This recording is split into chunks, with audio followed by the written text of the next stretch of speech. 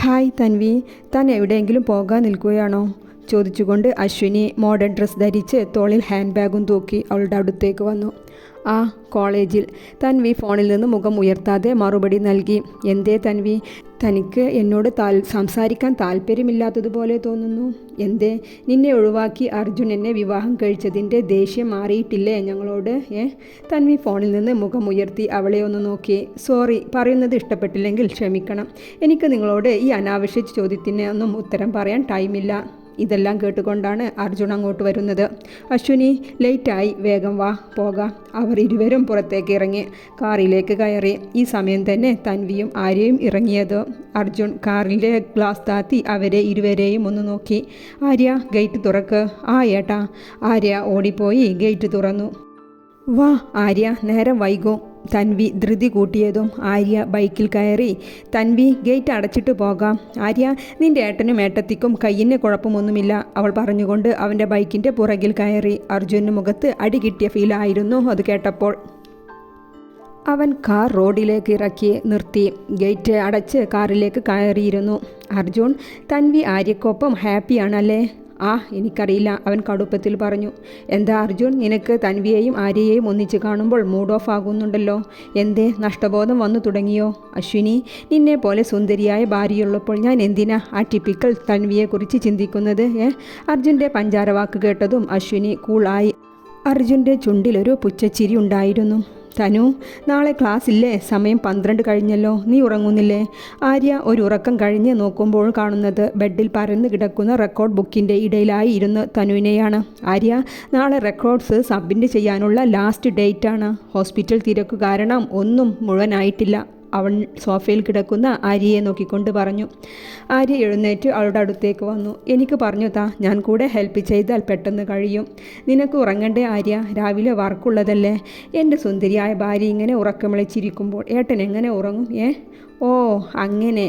എന്നാലേ ഈ 2 നോട്ട്സ് ഉള്ളതൊക്കെ ഈ റെക്കോർഡിലേക്ക് എഴുതി വെക്കുക. ഈ 2 ഞാനും ചെയ്യാം. Okay, deal. അവൻ തംസപ്പ് കാണിച്ചു. ഇരുവരും വർക്ക് ചേർന്നപ്പോഴേക്കും ടൈം 3 കഴിഞ്ഞിരുന്നു. പിന്നെ രണ്ടും കൂടെ അവിടെ തന്നെ ഒറ്റ കിടത്തമായിരുന്നു. ആര്യ ഉറക്കം കഴിഞ്ഞ് കണ്ണു തുറന്നപ്പോൾ കാണുന്നത് തൻ്റെ നെഞ്ചിൽ തല ചായ്ച്ച് ഉറങ്ങുന്ന തനുവിനെയാണ്. അവൻ അവളെ ഉണർത്താതെ തൻ്റെ കൈ കൊണ്ട് പൊതിഞ്ഞു പിടിച്ചു കണ്ണുകളടച്ചു. ആര്യ, കൈ അയച്ചേ, സമയം 7 കഴിഞ്ഞു. ഈശ്വര, അമ്മയോട് എന്ത് പറയും? തനുവിൻ്റെ നിലവിളി കേട്ടുകൊണ്ടാണ് ആര്യ കണ്ണു തുറന്നത്. അവൾ അവൻ്റെ കൈക്കുള്ളിൽ നിന്ന് രക്ഷപ്പെടാനുള്ള പരാക്രമണത്തിലാണ്. ആര്യ കൈകൾ വേഗം അയച്ചു. ഹാവ്, എന്തു മുറുക്കത്തിൽ പിടുത്തമായിരുന്നു. എൻ്റെ ജീവൻ പോയിരുന്നു. കുറച്ചുകൂടി കഴിഞ്ഞാൽ. തനു നല്ല സുഖമുള്ള ഉറക്കമായിരുന്നു. നീ എന്തിനാ ഇപ്പോഴേ എഴുന്നേറ്റത്? ആര്യ മുഖം ചുളിച്ചുകൊണ്ട് പറഞ്ഞു. ഓ, നല്ല കാര്യം. ഇന്ന് കോളേജിൽ പോയില്ലെങ്കിൽ പിന്നെ ആ വഴിക്ക് പോകാതിരിക്കുന്നതാ നല്ലത്. ഞാൻ വേഗം കുളിക്കട്ടെ. ഇന്ന് അമ്മയുടെ വായിൽ നിന്ന് നല്ലത് കേൾക്കും. അവൾ വേഗം മാറാനുള്ള ഡ്രസ്സുമായി ബാത്റൂമിലേക്ക് കയറി. അശ്വിനി, നീ ഇപ്പോൾ അർജുൻ്റെ വീട്ടിലാണോ? നീ ഇത്ര വിഡ്ഢിയായോ മോളെ? നിന്റെ ക്യാഷ് കൊണ്ട് അയാളുടെ ഓപ്പറേഷൻ നടത്തി. എന്താ അശ്വിനി, ഞാൻ കരുതി നീ ഇങ്ങനെയുള്ളവരെയൊക്കെ അതിൻ്റേതായ രീതിയിൽ ഡീൽ ചെയ്യുമെന്ന്. നിന്നെ അവർ യൂസ് ചെയ്യുകയാണ് അശ്വിനി. ഹോ ഡാഡി അന്ന് പറഞ്ഞതിന് ശേഷം ഞാൻ അർജുൻ്റെ എല്ലാ കാര്യവും വാച്ച് ചെയ്യുന്നുണ്ട്. അവൻക്ക് എന്നെ അങ്ങനെ ചീറ്റ് ചെയ്യാനൊന്നും ഞാൻ നിന്ന് കൊടുക്കില്ല ഡാഡി. ടെൻഷൻ ആവാതെ, ഞാൻ എല്ലാം ശ്രദ്ധിച്ചിട്ടേ ചെയ്യൂ. മോളെ, നീ അർജുൻ്റെ ട്രാക്കിൽ വീഴാതെ ശ്രദ്ധിക്കണം. ഓക്കെ ഡാഡി, ഞാൻ ശ്രദ്ധിക്കാം. പിന്നെ എന്നെ കൊണ്ട് കഴിയുന്നില്ലെങ്കിൽ ഡാഡിയുടെ ഹെൽപ്പ് ചോദിക്കാം. Okay daddy. തൻവി ഹാളിൽ ആര്യയെയും കാത്ത് ബുക്ക് വായിച്ചു കൊണ്ടിരിക്കുന്ന സമയത്താണ് അർജുൻ അങ്ങോട്ട് വന്നത്. തൻവി, ഞാൻ ഇവിടെ ഇരിക്കട്ടെ? നിങ്ങളുടെ വീട്ടിൽ നിങ്ങൾക്ക് ഇഷ്ടമുള്ളിടത്ത് ഇരിക്കാം, അവൾ അവനെ മൈൻഡ് ചെയ്യാതെ പറഞ്ഞു. ഈ സമയമാണ് ആര്യ പുറത്തുനിന്ന് കയറി വരുന്നത്. തൻവി, എനിക്ക് നിന്നെക്കുറിച്ച് ചിന്തിക്കുമ്പോൾ അത്ഭുതം തോന്നാണ്. ഇത്ര ബുദ്ധിശാലിയും ടാലൻറ്റഡുമായ നീ എങ്ങനെ ആര്യയുമായി ജീവിക്കുന്നു? അവൻ ബുക്സിനോട് ഒരു അറ്റാച്ച്മെൻറ്റുമില്ല. നീയാണെങ്കിൽ അവന് ഓപ്പോസിറ്റും. നീ എങ്ങനെ അവനെ അഡ്ജസ്റ്റ് ചെയ്യുന്നു?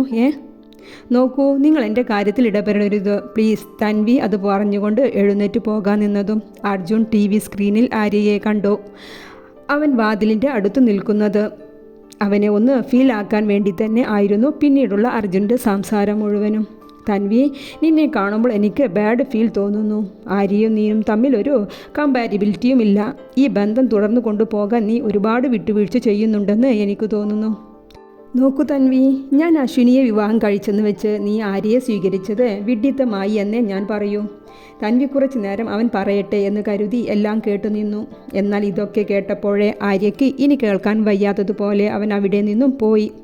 കഴിഞ്ഞോ നിങ്ങളുടെ സംസാരം? എന്നാൽ ഞാൻ പറയട്ടെ. നിങ്ങൾ പറഞ്ഞല്ലോ ഞാൻ ആര്യയെ വിവാഹം കഴിച്ചതിനെക്കുറിച്ച്. എനിക്ക് സന്തോഷമേ ഉള്ളൂ. നിങ്ങളെപ്പോലെയുള്ള സ്വന്തം കാര്യം മാത്രം നോക്കുന്ന, സ്വന്തം ആവശ്യങ്ങൾക്ക് മാത്രം മുൻതൂക്കം നോക്കുന്ന നിങ്ങളെ എനിക്ക് ഭർത്താവായി കിട്ടാത്തതിന്. ഒരു കാര്യത്തിൽ എനിക്ക് നിങ്ങളോട് നന്ദിയുണ്ട്. എന്നെ റിജക്റ്റ് ചെയ്തതിൽ. അതുകൊണ്ടാണല്ലോ എനിക്ക് ആര്യയെ ഭർത്താവായി കിട്ടിയത്. ഇനി അടുത്ത ജന്മത്തിൽ നിങ്ങളെയും ആര്യയെയും മുന്നിൽ നിർത്തിയാൽ ഞാൻ ആര്യയെ തിരഞ്ഞെടുക്കൂ. ഞാൻ അത്രയും ഹാപ്പിയാണ് അവൻ്റെ കൂടെ. എന്താണെന്നറിയോ, അവൻക്ക് എൻ്റെ പ്രശ്നം അവൻ്റെയും പ്രശ്നമാണ്, എൻ്റെ ദുഃഖം അവൻ്റെയും ദുഃഖമാണ്, എൻ്റെ സന്തോഷം അവൻ്റെയും സന്തോഷമാണ്. നിങ്ങളെപ്പോലെ ഫേക്കല്ല അവൻ. അവനൊരു സത്യസന്ധനായ മനുഷ്യനാണ്. പിന്നെ നിങ്ങൾക്ക് എന്നോട് പറയാനുള്ളതും എനിക്ക് നിങ്ങളോട് പറയാനുള്ളതും ഞാനും പറഞ്ഞു കഴിഞ്ഞു. ഈ സംസാരം ഇവിടെ കഴിഞ്ഞു. നിങ്ങൾ എൻ്റെ ഭർത്താവിൻ്റെ ഏട്ടനാണ്, എൻ്റെയും. ഓക്കെ.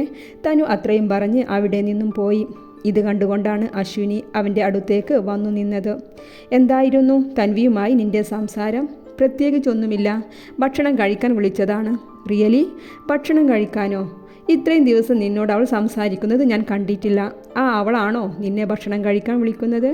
അശ്വിനിയും അവനെ പിടിച്ചു നിർത്തി ചോദ്യം ചോദിക്കുന്ന പോലെ ചോദിക്കുകയാണ്. സത്യം അശ്വിനി, അമ്മ ഭക്ഷണം കഴിക്കാൻ വിളിക്കാൻ പറഞ്ഞു വിട്ടതാണ്.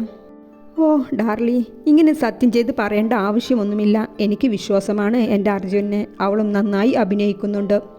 എന്നാൽ അർജുന് താൻ പറയുന്നതെല്ലാം വിശ്വസിക്കുന്ന ഒരു ഫൂളായിട്ടാണ് അശ്വിനിയെ ധരിച്ചു വച്ചിരിക്കുന്നത്. ആര്യ റൂമിലൂടെ നടക്കുകയാണ്. അവൻ്റെ മനസ്സിൽ തൻവിയോട് അർജുൻ പറഞ്ഞ വാക്കുകളാണ്. അവൻ റൂമിലുള്ള അവളുടെ ബുക്സിലെല്ലാം തലോടിക്കൊണ്ട് നടക്കുന്നുണ്ട്. തനു, നീ അഡ്ജസ്റ്റ് ചെയ്യാണോ ഞാനുമായുള്ള ഈ ജീവിതം? ഞാൻ ഒരിക്കലും ചിന്തിച്ചില്ലല്ലോ തനു, ഞാൻ നിനക്ക് യോഗ്യനല്ല എന്ന്. നീ ബുദ്ധിമുട്ടി തൻ്റെ വിധിയാണെന്ന് കരുതി ഞാനുമായി ജീവിച്ചു പോവുകയാണോ തനു? എന്തേ ഞാൻ മറന്നുപോയത് തനു? നീയും ഞാനും നടന്ന വിവാഹം ഒരു അഡ്ജസ്റ്റ് ആണെന്നുള്ളത്. തനു, ഞാൻ നിന്നെ പ്രണയിക്കുന്നത് പോലെ നീയും എന്നെ പ്രണയിക്കുന്നുണ്ടെന്ന് ഞാൻ വ്യാമോഹിച്ചു പോയി. നീയും ഏട്ടൻ പറയുന്നത് പോലെ അഡ്ജസ്റ്റ് ചെയ്തുവായിരുന്നോ? ഞാൻ തെറ്റിദ്ധരിച്ചതാണോ നിനക്ക് എന്നോട് പ്രണയമാണെന്ന്? നീ എപ്പോൾ വന്നു ആര്യ? ഞാൻ കണ്ടില്ലല്ലോ. നിന്നെയും വെയിറ്റ് ചെയ്ത് ഞാൻ ഹാളിലുണ്ടായിരുന്നല്ലോ. തനി പറഞ്ഞുകൊണ്ട് അവൻ്റെ അടുത്ത് വന്നിരുന്നു. അവൾക്ക് വേണ്ടി വാങ്ങിക്കൊണ്ട് വന്ന പൊതി തുറന്നു നോക്കി. തണുത്തല്ലോ ആര്യ ഈ വടയെല്ലാം. വന്നപ്പോഴേ എന്നെ വിളിക്കാമായിരുന്നില്ലേ? തനു സംസാരിച്ചുകൊണ്ട് അവൻ കൊണ്ടുവന്ന പരിപ്പ് വട കഴിക്കുകയാണ്. ആര്യ വേറെ ഏതോ ലോകത്താണ്. ആര്യ കഴിക്ക്, തണുത്താലും ടേസ്റ്റ് ഉണ്ട്. വേണ്ട തനു, നീ കഴിക്ക്, എനിക്ക് വിശപ്പില്ല. ഞാനൊന്ന് കിടക്കട്ടെ. എന്താ ആര്യ? തലവേദനിക്കുന്നുണ്ട്. അവൻക്ക് അവളുടെ മുഖത്തേക്ക് നോക്കാൻ പോലും സാധിക്കുന്നില്ലായിരുന്നു. എന്നാൽ അർജുനും ഉദ്ദേശിച്ച കാര്യം നടക്കാത്തതിൻ്റെ പിന്നെ അവൾക്ക് ആര്യയോടുള്ള ഇഷ്ടത്തിൻ്റെ അളവ് അറിഞ്ഞതോടെ ചിന്തയിലാണ്. അവൻ്റെ ഇരിപ്പും കണ്ട് അശ്വിനിയും അവനെ ഇടയ്ക്കിടയ്ക്ക് നോക്കിക്കൊണ്ട് മറു സൈഡിൽ ഇരിക്കുന്നുണ്ട്. എന്താ കാര്യം? എന്താ ചിന്തിക്കുന്നത് അർജുൻ? ബുക്ക് കയ്യിലുണ്ടെങ്കിലും നിന്റെ ചിന്ത വേറെ വഴിക്കാണല്ലോ. എന്താ തൻവി വല്ലതും പറഞ്ഞോ? അവൾ പുച്ഛത്തോടെ ചോദിച്ചു. എന്താ അശ്വിനി, നിനക്ക് അവളെക്കുറിച്ച് പറയാനേ നേരമുള്ളൂ. ഞാൻ പറഞ്ഞില്ലേ അമ്മ പറഞ്ഞിട്ടാണ് അവൾ വന്നതെന്ന്. നീ എന്തിനാ അവൾക്ക് നമ്മുടെ ഇടയിൽ ഇമ്പോർട്ടൻ്റ് നൽകുന്നത് അശ്വിനി? ഞാൻ അവളെക്കുറിച്ച് നമുക്കിടയിൽ സംസാരിക്കാനേ ആഗ്രഹിക്കുന്നില്ല. അർജുൻ അവളുടെ അടുത്തേക്ക് വന്ന് അവളുടെ കയ്യിൽ കൈവച്ചുകൊണ്ട് പറഞ്ഞു.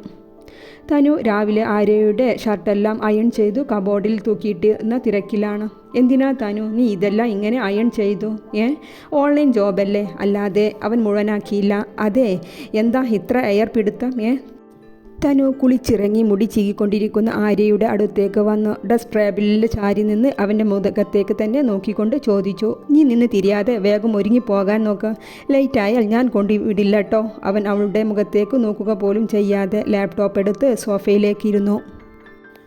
അശ്വിനിയും അർജുനും ഓഫീസിൽ സ്റ്റാഫുമായി മീറ്റിങ്ങിലാണ്. എല്ലാവരും അതിൻ്റെ ചർച്ചയിലും. ഈ സമയം അർജുൻ തൻ്റെ കയ്യിലുള്ള ഫോണിലാണ് ശ്രദ്ധ. അശ്വിനി അവനെ ഇടം കണ്ണ് ശ്രദ്ധിക്കുന്നുമുണ്ട്. ഇത് ഇമ്പോർട്ടൻ്റ് മീറ്റിംഗ് ആണ്, എല്ലാവരും അതിൻ്റേതായ ഗൗരവത്തിലെടുക്കൂ.